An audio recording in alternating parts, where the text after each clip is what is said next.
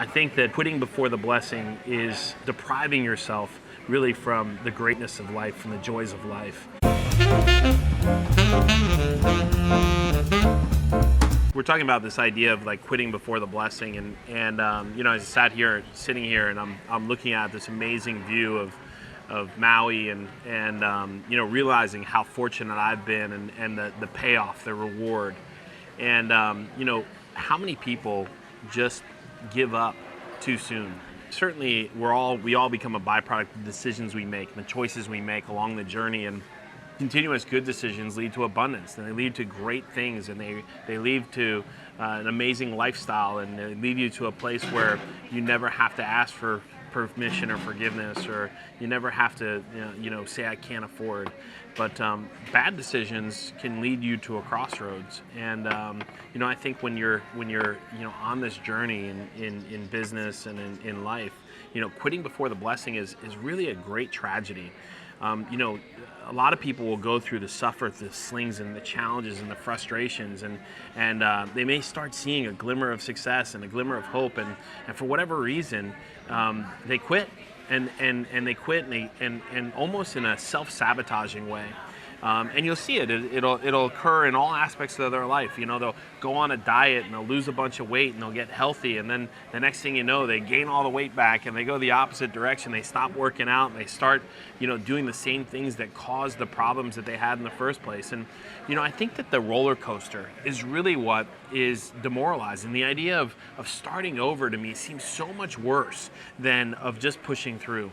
Now, I guess if the mistakes you make are so severe that you're forced to make a decision, I think that you've run out of capital, you've signed bad leases, when there is an opportunity to stop and reflect and use it as a learning opportunity, and then it's going to take some time to be able to relaunch yourself. But the people that really kind of like surprise me are the ones that get to this place on the journey. They're so close, right? They're just starting to see it, and they stop taking the actions that are going to help them continue to get the results they want. They stop going out for that morning jog. They start, eating too much chocolate cake at the end of dessert. And instead of understanding that the discipline and the effort and the consistency is ultimately what's going to get you through those things, you have to know that when you commit to something, when you commit to an objective and a goal, and you've set a plan, and you've got the right marketplace, and you've got the right product and the right differentiation, and you put the right amount of effort, you've got to know with certainty that the results are going to be there. And it's funny because we're sitting here on a place where not too long ago, about 6 years ago, I did a triathlon, and I remember standing on the beach and looking out at the water and thinking to myself with great, fear that the buoys looked really, really far. Like, there was absolutely no way that I was going to be able to swim, the 1,500 meters. And I fortunately had a coach who I trained with who put his arm on my shoulder, and he said, "Don't worry about it, man. It's 3 500s. You can do 500s all day long. You're going to be fine." And even amidst the chaos after the cannon went off, I had a certainty. I knew inside of me that there was only one way to go, and it was forward. And I had done the right training, and I'd made the right choices along the way to prepare me for that moment. And I think the great sadness is that people that quit before the blessing, they quit before they get to the finish line.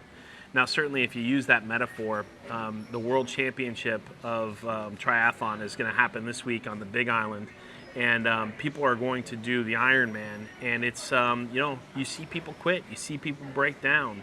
The real tragedy is if they never try it again. If they don't learn from the mistakes, they didn't learn from not hydrating enough or not getting enough fuel into their body, and they just let the failure define them as a person.